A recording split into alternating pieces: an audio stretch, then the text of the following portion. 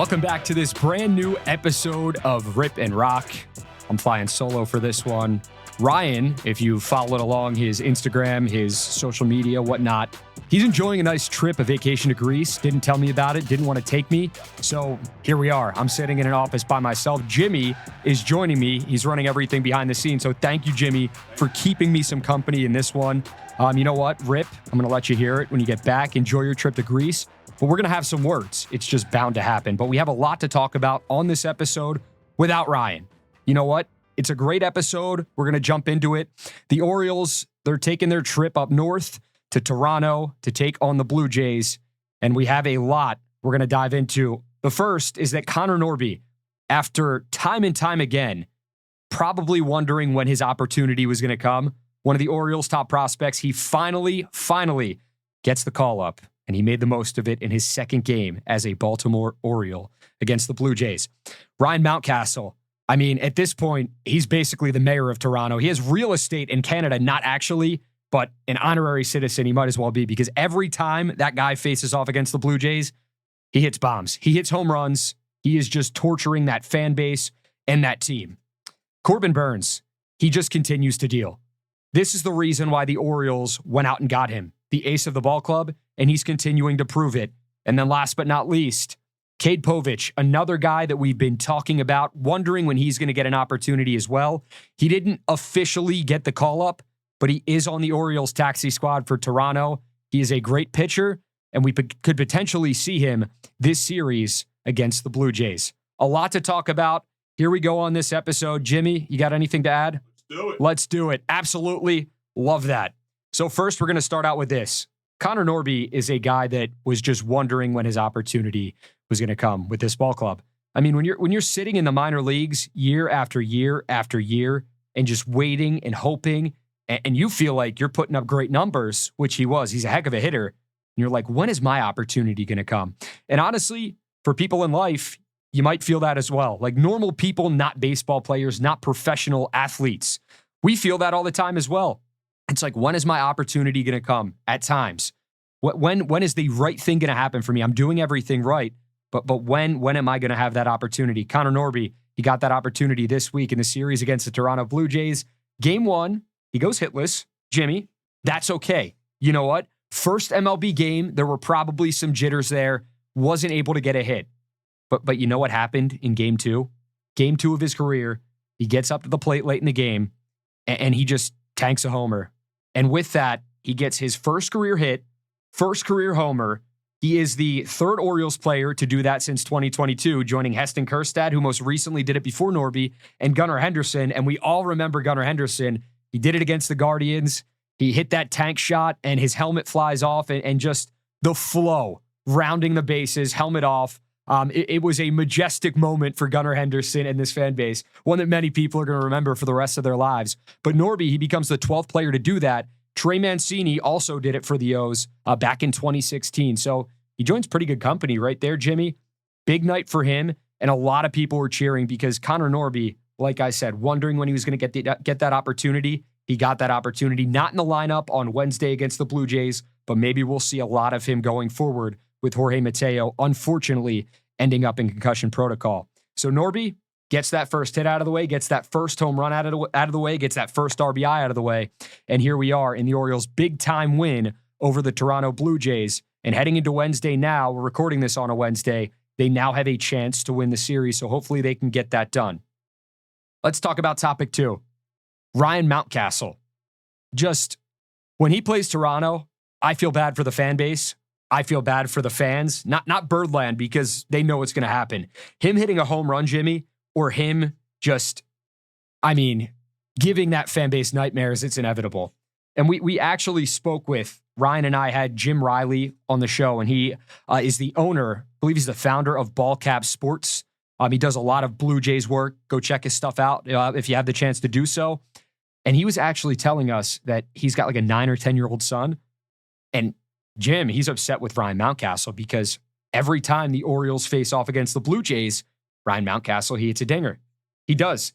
It's home run after home run after home run, enough that he has made his son cry. So Ryan Mountcastle is quite literally, Jimmy's doing the teary eyes right there. but Ryan Mountcastle is making this fan base cry. He hits 2 home runs last night, Jimmy. In game 2 of the series, Ryan Mountcastle goes out and does that. And he's been on an absolute tear. He could very well be an all-star this year. I think Rip would absolutely agree. The way he's hitting the baseball, he's hitting the cover off of it. Let me bring up some stats right here from Ryan Mountcastle's last 15 games playing baseball. 20 hits, 4 homers, 11 RBIs, a 345 batting average, a 377 on-base percentage, and a 638 slugging percentage. I'm telling you what, Birdland, you have your chance to get Ryan Mountcastle to the All-Star game. Do it. Vote Ryan Mountcastle. Vote the guys you want to vote. But this is a guy, much like Austin Hayes was last year, that is so well-deserving and might fly under the radar because Ryan Mountcastle might not be a household name. And that's not a knock on him. That's just when you have Gunnar Henderson is very well known across Major League Baseball. Adley Rutschman is a name that is very well known across Major League Baseball. Same with Corbin Burnes. Those fans out there, American League voters, National League voters, they might not really have an idea of how good Ryan Mountcastle is. But you know who does? You guys, this fan base. Get him there, vote him in by all means because he absolutely deserves to be there. And it will be unfortunate if Ryan Mountcastle is not an all-star this year because he is hitting the cover off the ball and he continues to stay hot. So Mountcastle does his thing against the Blue Jays. Connor Norby, he adds to the hit parade with a home run of his own. Let's talk about pitching, though, because Corbin Burnes is just, if you get that guy some run support, he's going to go on a tear. I mean, this is why you went out and got him, Jimmy, because he's an ace. He's a bona fide ace. He's a former Cy Young Award winner. The Orioles brought him in to be the one, that number one pitcher. And Ryan and I talked about it last week, man. The Orioles could very well have 3 aces on their in their starting rotation with Grayson Rodriguez, with Kyle Bradish, and with Corbin Burnes. But Corbin Burnes is the top dog right now. That's why they brought him in. That's why they went out and traded Joey Ortiz and DL Hall for Corbin Burnes because of what he can do and what he can bring to the table. And you're seeing that, man, front and center. Corbin Burnes is another guy that should be an all-star and probably will be an all-star this season when it's all said and done. Burnes, he goes 7 innings pitched, 4 hits, 1 earned, 5 strikeouts, and 1 walk. And you know what? He got the win. He improves to 6-2. If you give this guy run support, good things will happen. And the O's bats, they took care of business, man. Putting up a 10 spot, Jimmy's putting up, the 2 hands right now. When you put up a 10 spot and you just take it to your AL East foe and go up and dominate up north in Toronto, it's a great look. And Corbin Burnes, he took care of the rest. And Burnes, just looking at his numbers here, he's gone 7 innings in his last 2 starts. He's really continuing to heat up. And I had a conversation with my buddy. We're watching the game last night, and he's like, wow. It's like, Burnes could maybe pitch a complete game, but the pitch count was getting up there, and then he gave up the home run, and they decided to eventually take him out. But O's fans will take this. 99 pitches, 7 innings. Like I said, 4 hits, 1 earned, gave up the homer, 1 walk, and 5 Ks. So Burnes, he gets wins in his last 2 starts. That's big. Going forward, O's fans, they want to see more of that. His cutter is just disgusting, Jimmy. I don't know if you've seen him pitch or had the opportunity to actually watch him. I mean, try hitting his cutter.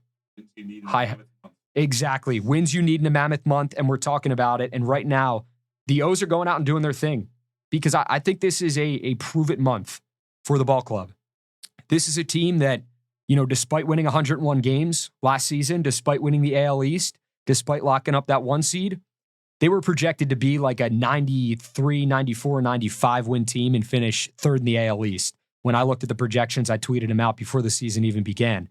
And I'm sitting there like, listen, they just added an ace. The bats, hopefully they continue to cook something up.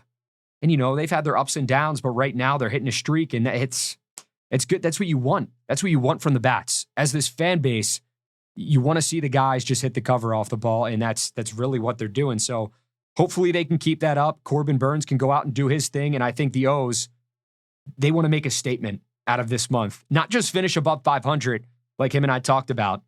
They want to take this month by storm, and they want to take it to their opponents, and they want to take their will to play baseball from each and every team they play. Doesn't matter if it's the Phillies. Doesn't matter if it's the Braves. Doesn't matter if it's the Yankees or the Rays. Anyone can get it. And that's truly how I feel like the Orioles feel right now heading into this big, grueling month of June. But they're taking it head on, man, and they're doing their thing.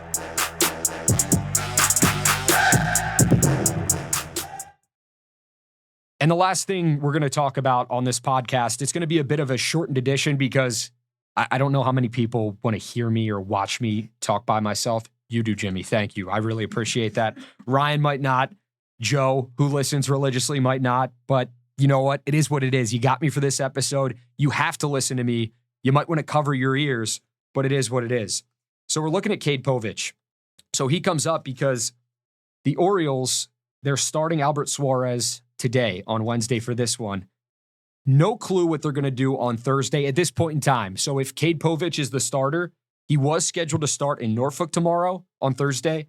So potentially it's kind of leaning towards, and it's looking like, and I think Brandon Hyde even said this, that they want to give Kyle Bradish maybe an extra bit of rest. And I don't hate that, honestly. When you're dealing with the UCL sprain and you don't know what that elbow's looking like before the season even begins, and you give him the PRP shot, and he goes out there, he has to start the season on the IL. You hate to see it. Bradish has been great, and you hope that he can hold on throughout the season and going forward, and his elbow holds up, because I don't even want to talk about the worst case scenario right now, but you would hate to see something like that happen with John Means done for the year, with Tyler Wells done for the year. And then you're looking at Dean Kramer, who's on the 15-day IL with a tricep strain. So they bring up the lefty, Cade Povich, on the taxi squad. Doesn't get like the official quote-unquote call-up, but it's a really good opportunity for this guy who, I mean, he's getting his first opportunity with the O's. He's the number 9 prospect according to MLB Pipeline, and he's done a really fantastic job this season in minor leagues for Norfolk and AAA. Had a 2.35 ERA through his first 10 outings of the year. I'm looking at this article from Jake Rill, who does a really good job covering the team for MLB.com, just looking at some of his numbers. And he was acquired from the Twins, if you guys remember, in that Jorge Lopez trade. So he's done a great job. Fans were looking for this potential opportunity for this guy, and he might have it on Thursday. But you know what? There's a chance, Jimmy, they don't throw him at all. There's a chance we get to Sunday and record another episode, and I look like a complete idiot. But you know what? Story of my life. I'm fine with that. But getting him up here, giving him a potential opportunity, and if Kyle Bradish is not ready to go on Thursday, throw him in there. Throw him in there. Let the bats do their work. Let Povich do his work. I'm interested to see what he's made of and what he can do, because he deserves it. He deserves the opportunity, and maybe this is the opportunity that he needed going forward. But yeah, I think we've just about covered it all. What are we doing time-wise, Jimmy? Fine. Early June. It's a long time till October. Long time till October. This fan base, they're starving for some postseason baseball again. But listen, one day at a time, 1 week at a time, 1 month at a time. But yeah, I think that's going to do it for this episode. What do we do, like 15 minutes, 20 minutes? 4. No, actually. 15. All right. The fact that I talked by myself for 15 minutes asking rhetorical questions, I'm a little bit impressed with myself. You might not be. It's fine. I'm just going to give myself a little pat on the back. Ryan does it all the time, though, but he actually likes hearing himself talk, unlike me. We do like each other. We don't want to get that twisted. But for future episodes, if you guys want to follow along, at Rocco DeSangro or at R DeSangro, that's my X account and my Instagram account. He's at Ryan Ripken on both. Jimmy, you got any social media? You don't? All right, well, we might have to fix that. He's just going to be Twitterless or Xless or whatever we want to call him, Jimmy, right now. Yeah, we got to get him signed up. So thank you, as always, for tuning into another episode of Rip and Roc. As always, download, subscribe, leave us a review, and you can find us on Apple, Spotify, really wherever you get your podcasts. We release new episodes every Monday, every Thursday. We're trying to work this new video element in on 1 day a week. Maybe potentially we can start doing it 2 days a week, but it's a wait and see kind of thing. Thank you, as always, for tuning in. Enjoy the rest of your day. Enjoy the O's, and make sure you vote for your guys and get them to the All-Star game. Thanks again.